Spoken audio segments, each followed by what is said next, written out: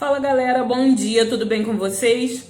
Turma 901, vamos para mais uma aula de educação física, aula online, que o tema é hormônios, os mensageiros químicos do nosso corpo.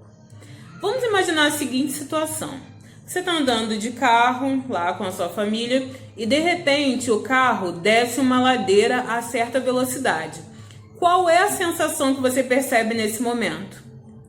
Eu, geralmente, sinto um frio na barriga. É como se eu estivesse em uma verdadeira montanha-russa. Sim, a adrenalina que é liberada nesse momento é a mesma de quando eu estou em esportes de aventura, por exemplo.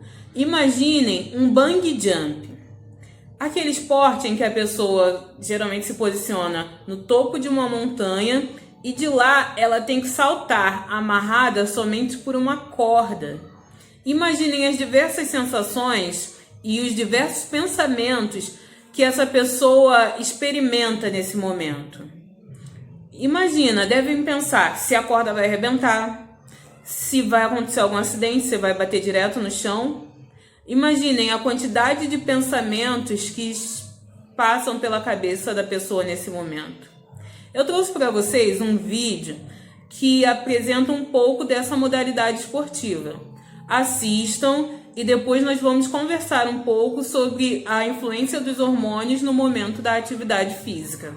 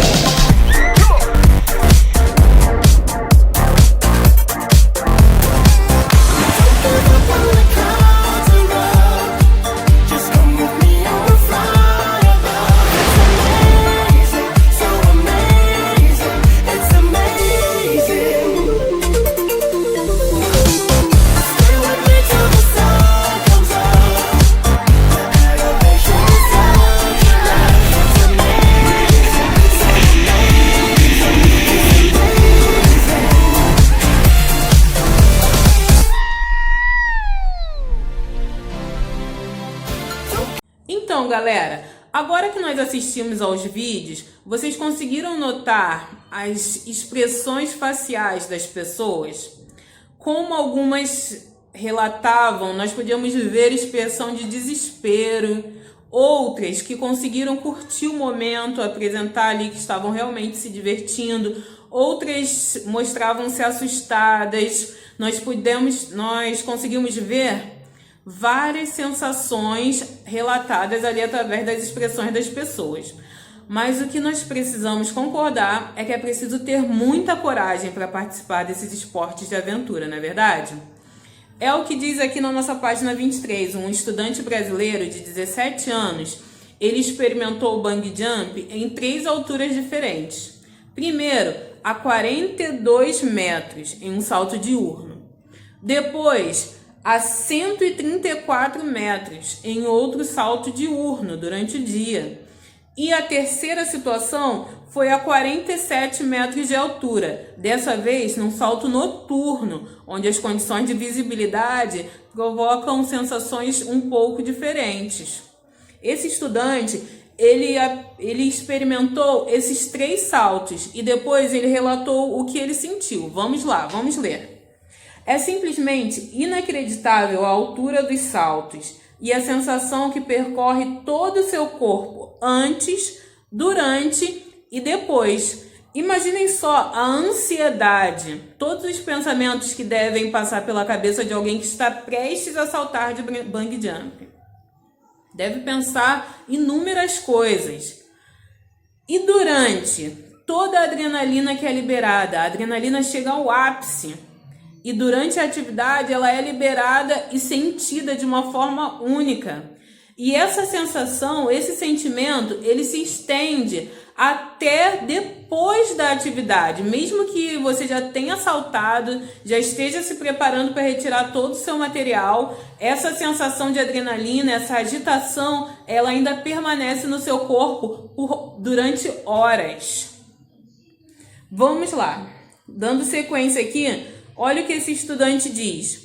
A adrenalina correndo solta, a sensação de medo e de insegurança. Será que a corda vai arrebentar? Será que eu vou sair vivo? Porém, todas essas sensações de insegurança dão lugar à mais pura diversão na hora do salto. Você sente um misto de liberdade e êxtase ao mesmo tempo, liberando cada vez mais adrenalina no sangue. Bom, tudo isso durante cerca de, no máximo, 8 segundos, que é o tempo da queda. Parece que é um tempo extremamente longo, mas esse tempo de queda dura somente 8 segundos. Então, galera, agora eu vou apresentar aqui para vocês alguns slides. Eu peço para vocês que copiem esses resumos que estão no slide no caderno de vocês, para facilitar o nosso trabalho, certo? Vamos lá, o primeiro slide ele fala sobre os mensageiros químicos do corpo. Quem são esses mensageiros? São os hormônios. E aqui ele diz que o hormônio é uma substância química secretada por uma célula especializada. Ou seja, as células não são capazes de produzir todos os tipos de hormônio. Elas só produzem um hormônio específico. E para onde que esse hormônio produzido vai? Ele vai para o sangue, para o próprio órgão que o produz ou para a linfa.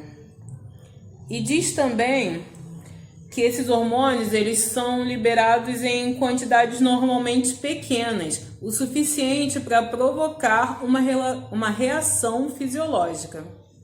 Então, galera, o nosso segundo slide ele diz o seguinte. Ele diz que o nosso corpo ele está o tempo inteiro realizando funções e reações fisiológicas. São as diversas reações que nos mantêm vivos. Só que os hormônios, eles atuam de forma a acelerar ou a diminuir a velocidade dessas reações. Por exemplo, se eu preciso fazer uma atividade física que eu preciso de força explosiva, eu vou precisar de hormônios que acelerem essa minha reação. Certo, galera? Então, repetindo, nosso segundo slide ele está dizendo que os hormônios eles são reguladores que aceleram ou diminuem a velocidade das reações. Mas essas reações acontecem independentes da presença ou da ausência desses hormônios. Sabemos que todas as funções do nosso corpo elas são coordenadas basicamente pelo sistema nervoso e pelo sistema endócrino. O sistema nervoso ele é responsável por captar os estímulos do meio externo e por comandar as respostas corporais, as atividades corporais. E além disso, ele relaciona essas duas funções que são captar os estímulos do meio externo e comandar as respostas corporais com a nossa memória. Vocês lembram dos conceitos de acervo motor que foram estudados no ano passado? Quem não lembra, volta lá um pouquinho no nosso material e faz essa revisão. Agora, nós vamos falar um pouquinho do nosso sistema endócrino. Para isso, nós vamos utilizar o nosso livro na página 24. Na página 24 tem a figura de dois corpos, um feminino e um masculino, e alguns órgãos ou glândulas que são responsáveis pela ação do sistema endócrino. Nós temos aqui a hipófise. A hipófise ela é responsável pela produção das seguintes substâncias: GH, que é o hormônio do crescimento principalmente, o ADH, que é o antidiurético, e a ocitocina. A hipófise ela tem o tamanho de um grão de feijão e as funções dela estão relacionadas ao metabolismo. Seguindo aqui, nós temos a tireoide. A tireoide também está relacionada ao metabolismo. Tem a ver com que se a pessoa vai ser um pouquinho mais magrinho ou um pouquinho mais gordinho. Se a pessoa está cansada ou geralmente as pessoas que têm muito sono, geralmente têm relação com o funcionamento da tireoide. O pâncreas ele tem a ver com a insulina e com o glucagon. As glândulas suprarrenais, que também são conhecidas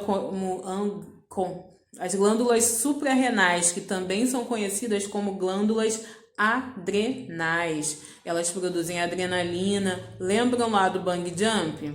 Então, a adrenalina, noradrenalina, o aldosterona e o cortisol são hormônios importantes aí para a atividade física. Já pulamos as glândulas paratireoides, né? As paratireoides têm a ver com PTH, que tem a ver com o cálcio. Temos também os ovários, que tem a ver com a produção de estrogênio e de progesterona, que tem a ver com as características mais femininas. E temos no corpo masculino, a única diferença que nós temos aqui são os testículos, que tem a ver com a testosterona, que vai definir as características mais masculinas. Vamos lá, galera, dando sequência aqui, nós vamos seguir o que tem na nossa página 24 do nosso livro. O mecanismo de retroalimentação ou de feedback. É esse mecanismo que garante o equilíbrio das funções corporais. Por exemplo, se uma substância está sendo produzida em excesso, é enviada uma mensagem para o órgão responsável para que ele cesse a produção dessa substância. Ou se essa substância está em déficit, está em falta no corpo, é enviada uma mensagem para o órgão responsável por produzir para que ele produza um pouquinho mais. Certo? Basicamente, o mecanismo de feedback ou de retroalimentação no nosso corpo é assim. Como exemplo, nós podemos citar a insulina. Vamos supor que você acabou de comer um chocolate. A glicose no seu sangue está alta. É mandada uma informação para o pâncreas que ele deve produzir insulina para aumentar a captação de glicose das células. A insulina vai lá, faz o trabalho dela. Quando esse trabalho foi realizado, é enviada outra mensagem para o pâncreas dizendo que já foi concluída a missão, que ele já pode parar de produzir a insulina, ou já pode produzir em quantidades menores. Então, o pâncreas ele recebe essa informação e vai moderando essa atividade para que as atividades corporais estejam em equilíbrio. Certo, galera? Esse é o mecanismo de retroalimentação ou de feedback. Dando sequência aqui, vamos ao segundo subtítulo, que fala da ação dos hormônios durante a prática de atividade física. Todas as atividades físicas que nós fazemos, elas estão relacionadas com a produção de hormônios. Vamos supor que você está sentado copiando o dever, numa aula teórica. Você concorda que nesse momento, se você precisar se levantar para ir para uma atividade prática, o seu corpo vai precisar produzir uma quantidade diferente de hormônios? Certo? E esses hormônios vão provocar sensações diferentes no seu corpo. Vão provocar um certo desequilíbrio. Você vai começar a sentir calor, aumento da frequência cardíaca e da frequência respiratória. Você vai começar a se sentir ofegante durante a atividade. Você vai se sentir cansado, com sede. entre outros fatores. Você pode transpirar, certo? É aí que nós podemos perceber a ação dos hormônios durante a atividade física. Quando seu corpo percebe esse desequilíbrio inicial, ele começa a combatê-lo, porque o funcionamento ideal do corpo não é em desequilíbrio. Então ele começa a fazer as suas liberações para que esse desequilíbrio seja combatido, para retornar ao equilíbrio, às funções naturais, ao funcionamento natural. A partir desse momento que é notado o desequilíbrio, os hormônios começam a agir para proporcionar o equilíbrio novamente, através de 4 fatores principalmente que os hormônios vão agir. Esses 4 fatores estão aqui na página 25. O primeiro é a liberação de nutrientes que fornecerão energia para realizar os movimentos. O segundo é o controle da quantidade de água no corpo, a transpiração. Terceiro é a reparação dos desgastes que o corpo sofre. Ele vai lentamente trazendo a regeneração, para que esse desequilíbrio não seja tão grande. E o último é o ajuste das estruturas para que se adaptem às atividades. Certo? E essa quantidade de hormônios, ela vai variar de indivíduo para indivíduo. A quantidade de hormônios que o meu corpo secreta não vai ser a mesma quantidade que o seu corpo vai secretar. Essa quantidade dentro do corpo do indivíduo, ela vai depender basicamente de 3 fatores. Primeiro fator é a intensidade da atividade. Uma atividade, para mim, pode ser muito pesada. Por isso, o meu corpo vai secretar muito mais hormônios para poder garantir o equilíbrio. Então, primeiro fator, intensidade da atividade. Lembrando que essa percepção é individual. Segundo fator, duração da atividade. Vamos pensar em um jogo de futsal que dura 5 minutos, um tempo de um jogo de futsal, 5 minutos. Eu vou ter a mesma quantidade de hormônios secretados se eu fizer uma corrida de 1 hora? Vocês concordam que na corrida de 1 hora eu preciso de uma quantidade diferente de hormônios do que os que eu vou precisar numa partida curta de futebol? Então é por isso que nós temos o item número 2, duração da atividade. E o terceiro e último item é o condicionamento físico. As condições físicas da pessoa. Se ela aguenta bastante tempo determinada atividade ou se ela aguenta pouquinho tempo e já se sente cansada. Então vamos recapitular quais são os 3 fatores: intensidade, duração da atividade e condicionamento físico. Intensidade, duração da atividade e condicionamento físico. São esses 3 fatores basicamente que vão regular a quantidade de hormônios secretados durante a atividade física. Certo?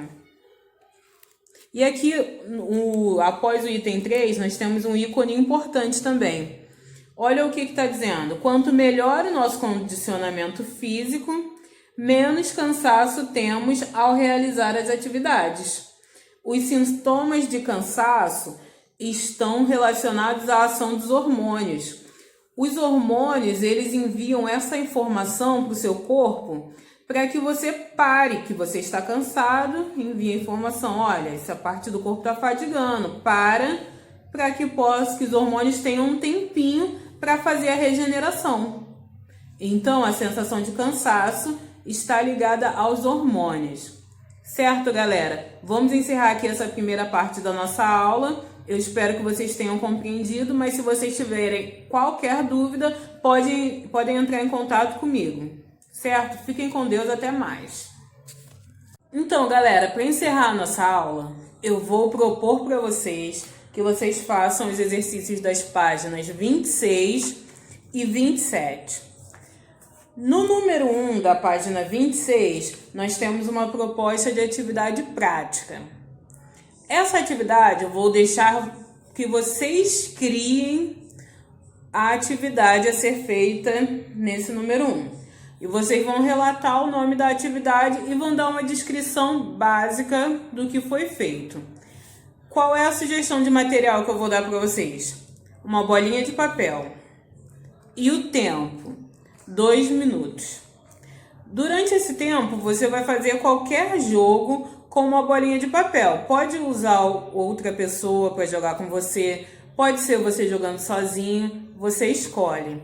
Você vai usar a criatividade, vai criar um jogo, vai descrever de forma resumida, aqui no número 1, qual foi o jogo que você fez.